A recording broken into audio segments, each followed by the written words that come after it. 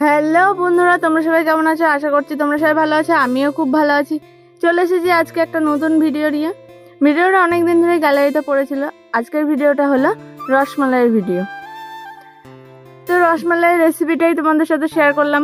দিদি রসমালাই বানিয়েছিল। এই ভিডিওটা বানিয়েছিলাম আমি জামাই ষষ্ঠীর সময়। তো ভিডিও এত ছিল যে পোস্ট করার সময় হয়নি, তো আজকে পোস্ট করে দিলাম। তোমার ক্যামেরাটা একটু হচ্ছে, তোমরা একটু মানিয়ে নিও। চলো দেখতে থাকো।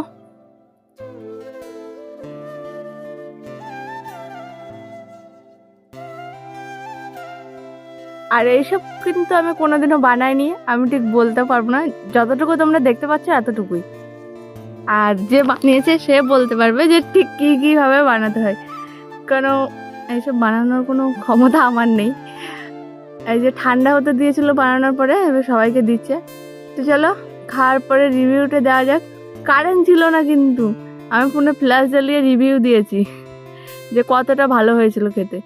খুব সুন্দর হয়েছিল, খুব খুব সুন্দর।